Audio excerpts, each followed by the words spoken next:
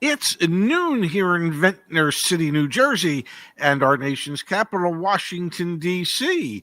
And this is CarEdge Live for Monday, February 2nd, I do believe, with your host, me, right here in Ventnor City, and Zach coming to you live from his apartment in D.C.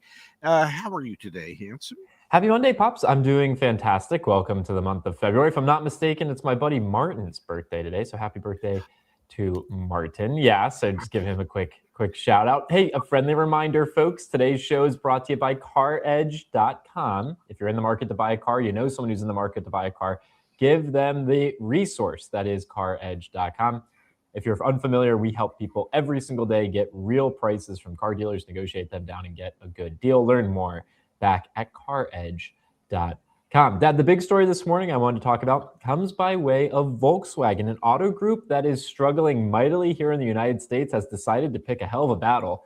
There are many dealer groups, nationwide, statewide dealer groups that are suing Volkswagen as a result of what they're doing with Scout Motors. So this is the big story we want to talk about today. VW, Audi, and Porsche dealers in Colorado sue state over Scout dealer license. We also have, Dad, folks in New Jersey, the president of a large dealer group calling out the direct sales model. Let's level set here, Dad. What is Volkswagen doing in their quest to sell direct to consumer, and why is it pissing off so many dealers? Well, what they're doing is they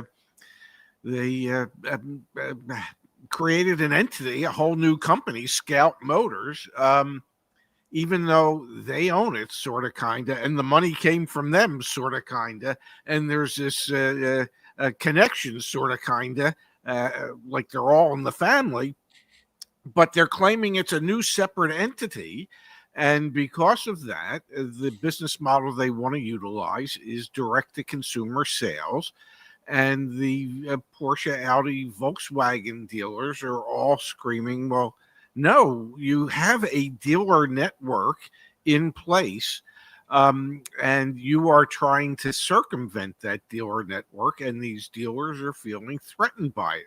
And we know that they were granted a dealer license in Colorado. What people didn't realize is they had been granted a dealer's license in California before they even got that dealer's license in Colorado. Let's go one step higher here. Let's take it a level up. Why the heck do we buy cars from car dealers and not directly from manufacturers? In other countries, you can buy a car directly from a manufacturer. And why is it such hubbub here when we do have, for example, Scout Motors, which is an entity that is funded by, spun out of Volkswagen of America, which is a legacy automaker, one that is actually struggling mightily right now, which we'll talk about on today's show. Why is it such hubbub when Volkswagen decides, hey, we have a new brand, we want to sell it direct to consumer? Why are we in this predicament to begin with, Dad? Well, because manufacturers decided when they started that they would rather license franchise dealerships to sell their products. They weren't in a position monetarily to build their facilities to actually manufacture the vehicles, plus handle any servicing and sales. So because they didn't have the funds, it seemed to them that the best business model was to sell franchises and enter into franchise agreements. And, well, last time I checked, there's 50 states plus some territories, and each state and territory has their own laws and regulations regarding dealer franchise agreements and how they have to be honored. So it's not like a simple thing where you say, okay, we want to change from one to the other. That you have to do battle in 50 plus states in order to try and make that happen. So, the why is they didn't have the money and they wanted to utilize other people's money, go figure. And now that they've utilized other people's money, they want all the money. So let's see what happens. Now, it's interesting. I will pull up the Wikipedia page for direct-to-consumer auto sales, and we'll zoom in on this map over here because, to your point, Dad, it is different in every single state. You can see here green states are states where direct auto sales are allowed for manufacturers without franchise agreements. Colorado, Maryland, and Utah additionally specify EV only manufacturers. This is where things get so interesting because Volkswagen is the group that is pushing Scout Motors. And in every state, I would imagine, there's a Volkswagen dealership. Even if we just focused for a second on, I don't know, California or Colorado or New Jersey or any of those, like they have car dealerships, and the state law protects those dealerships. We've talked about on this show before, dealer lobbies are incredibly powerful, yet you can see here, if you don't have prior franchise agreements, you can sell direct to consumer. This is the rigmarole here, which is also a little bit when Ford came out and did Ford model, what was it, Ford Blue? Yeah. Which was their like spun out business unit, supposed to be, that never really materialized. It kind of set the stage potentially for them to do something similar, because they also told dealers that you can't change the pricing on our EVs, et cetera. So we've seen some manufacturers try this before. And I'm even thinking, Dad, this is a brand not many people will know, VinFast. Remember VinFast was going to sell direct to consumers? And then what did they end up doing? They ended up actually getting car dealerships to buy in. So and couldn't sell them through dealerships either. But that's neither here nor there. It didn't take VinFast long to understand that the best way to develop a dealer network is to utilize other people's investment, not theirs. And you mentioned that state automobile dealerships, they're great at lobbying. Well, yeah, they're well funded. That's why they're great at lobbying. Dealerships, for the most part, make a lot of money, and dealerships donate a lot of money to politicians, either via lobbying efforts or direct from dealerships to the politicians. And we've discussed this any number of times, but we have in this country some of the best politicians money can buy, and that is the political business model. Is we're here to get elected and then to enrich ourselves, and in my opinion. Okay, and it seems to play out pretty well, because there's been any number of people that have gotten into politics that didn't have a lot of money when they first got in, but when they left, they were terribly wealthy. So I guess it's safe to say, just follow the damn money. And so long as it's profitable for car dealerships to operate the way that they do, you will see pushback on things like this. Just again, to frame how fragmented this is, those blue states that you see on the screen, those are states where only Tesla is allowed to sell direct to consumer, which is a weird carve out when you think about it. No one can sell direct to consumer except for one company, because they lobbied hard enough in those states. The orange dots that you see are Indian reservations. And so on those reservation lands, the rules are up to the native people that live there. So Tesla can sell direct to consumer there. And all the gray states, those are states where there is absolutely no allowance for direct to consumer car sales. And again, the big story this morning that we're covering is the fact that we have a brand new lawsuit out of the state of Colorado against Volkswagen, because Volkswagen is ultimately the one who is bringing Scout Motors to market. Scout Motors attempting to sell direct to consumer, and causing a lot of stir. Well, it appears as if, since they've been granted dealer licenses in both California and Colorado, that at least in two states they're going to sell direct. I get why the franchise dealer body network out there of Volkswagen is upset. Volkswagen sales haven't been great for a year or so. There's a new product that eventually will be coming out that they hope there's enough buzz around that it will create interest and more sales. And they would like to be able to participate in that and make a profit off of that, because, well, it's their efforts that are allowing Volkswagen to find the money to put in to create Scout. So I get why the franchise dealers want it. I get why Scout doesn't want to do it that way. And I get why many consumers would prefer to be able to buy direct from the manufacturer. Everybody raves about how easy it is to buy a Tesla. Mm-hmm. You can go online, you can do it in 10 minutes. You try and buy any other car in America, it takes a little bit longer than that, even if you go online. I believe Rivian's probably the same way. Lucid is the same way. So, for ease of doing business, consumers seem to prefer the buy direct from the manufacturer. The dealers don't. And ultimately, I don't think ultimately the manufacturers really want to be in the direct to consumer business if it doesn't pan out as well as they're hoping it does. I mean, because then you have to build facilities and you have to create service centers and things like that. And it's a lot easier to use other people's money to do that. Possibly, Dad. Possibly. I do want to pull up, though, on this same thread, and then I want to talk about Volkswagen a little bit more before we switch gears here.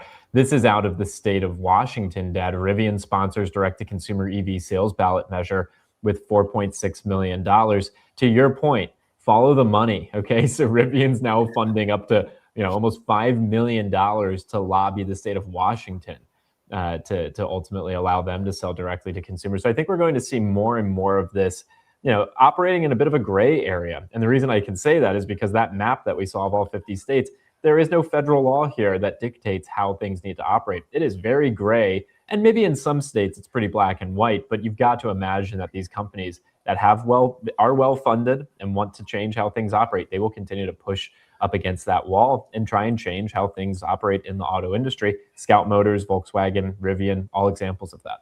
Yeah, it's interesting to see that Rivian, the company that's losing billions of dollars, can find $4.6 million to invest in a campaign to convince the good folks in Washington that it's in their best interest to vote for a ballot measure that would allow direct-to-consumer sales. So, yeah, yes, it's always follow the money. It is, it's pretty simple. We think we have a lot of choices, but the choices are dictated by those who, there's that old saying, the golden rule: he who has the gold rules. And so that seems to be the case for politicians. It seems to be the case for companies out there. It is to flex your financial muscles to get what it is that you think is beneficial for you or your company.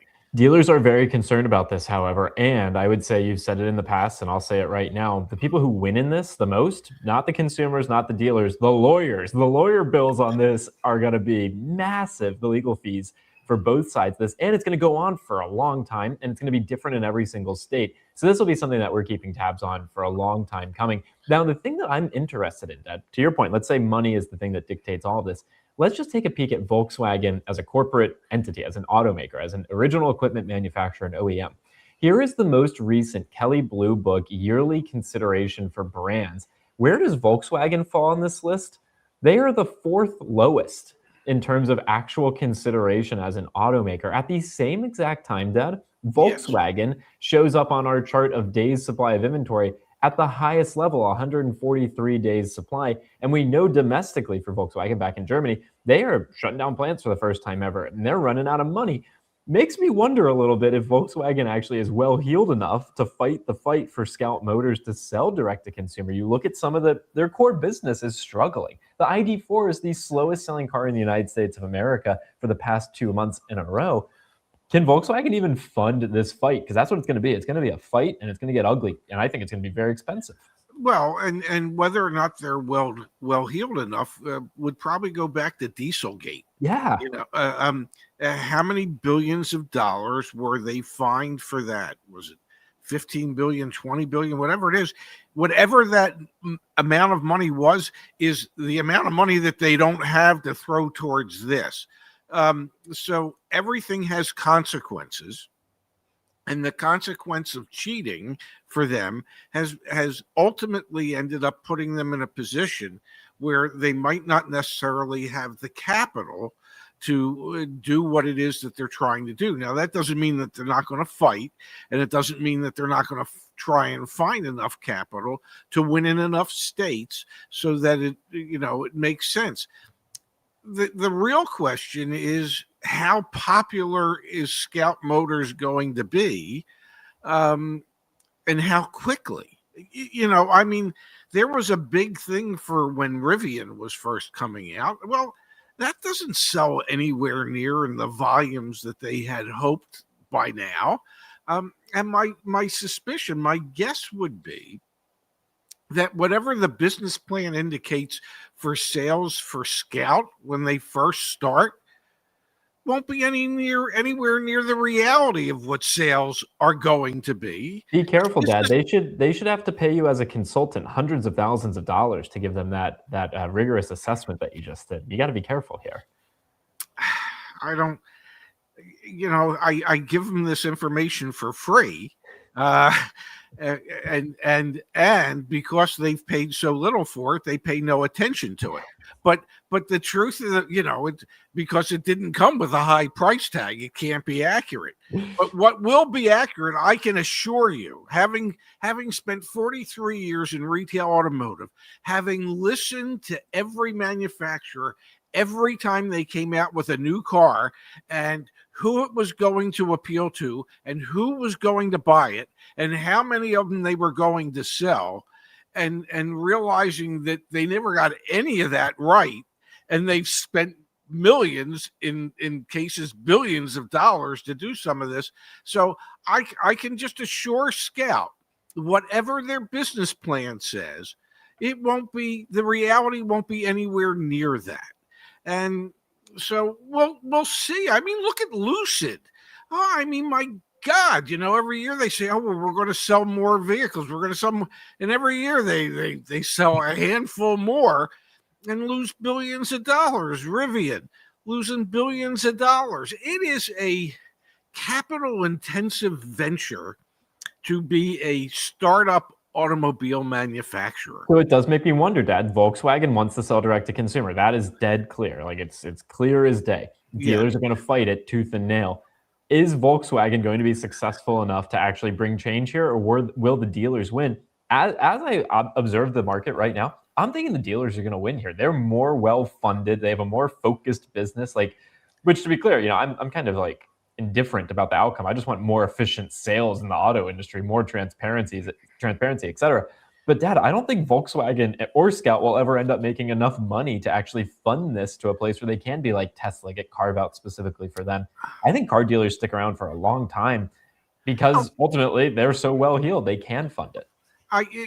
And whether they're well heeled or not, they've got so many state laws behind them. I mean, we're talking about 50 entities when it comes to states, and then a couple territories, however many territories there are, and they have their rules and regulations. So it's difficult at best to be able to do what it is that Volkswagen's trying to do with Scout. And even if Volkswagen ultimately is thinking to themselves, well, we'd like to do direct to consumers for VW and Porsche and Audi and every one of our brands, that's not going to happen. I mean, the fight would be too big in too many arenas for them to be able to win that. So we'll see what happens. This is why I'm so surprised they're the brand that are doing this. Again, we talked about a moment ago, VW closing plants for the first time ever in Germany as a result of their strategic debacle. We had Dieselgate. We had the fact that they are the slowest selling car in the United States right now. They have the highest level of new car inventory, one of the lowest levels of brand consideration, and they're the ones going to battle saying, actually, we need to fund this direct-to-consumer sales push. It would make more sense. I'm not saying Toyota is doing anything in this realm. I have no information that would suggest that. But it would make more sense for Toyota to come out and do that. They could actually do it. But to be clear here, their dealers love Toyota. Toyota loves their dealers. There's no incentive there. So really fascinating here to see what's going on in the market. Dad, there was a post on X, on social media, that I wanted to share on today's show and get your take on. This is from a gentleman named Jody Genesee. You ready for this? Mm-hmm. I have an intense negative visceral reaction to auto dealerships and car salesmen, so today has been unpleasant. After going to the Costco Auto Program webpage earlier today, thinking I'd be able to view prices without being bothered, I've received 6 texts and 2 phone calls from one dealership, even though I purposefully avoided hitting submit on a pricing page that I knew would trigger sales calls. I absolutely hate the entire car buying process. and thought the Costco route would be better because the prices are supposedly prearranged. Thinking about haggling with a guy who wants to bounce numbers off his manager in the back makes me hyperventilate and want to continue driving my 14-year-old truck with 200,000 miles on it until the wheels fall off again. Couple things about this, Dad, especially in the context of a direct-to-consumer show that we're having today. Like, this is the type of stuff that drives people nuts trying to buy a car. And then this is the type of stuff that drives me nuts because Costco, what are you doing with your auto buying program? Like, you train people to be Costco salespeople. I test this stuff all the time, and it is miserable to try and use these types of programs still. I thought this was crazy. Well, the idea behind it is to make it a little bit better, but it doesn't make it a lot better. And so that's the issue. How do we make it a lot better? How do we drag retail automotive into the 21st century, kicking and doing it in such a way that that dealers can be okay and the customers can actually be excited about buying something. So it'll take a while. Can we call it a show today? I have some things I need to take care of. All right, sounds like Dad needs to go to the bathroom. We're going to do that. We're back tomorrow, folks, with more CarEdge Live. Appreciate everyone tuning in. And Dad, I won't make this any more long-winded than it needs to be. Bye, everyone. Bye.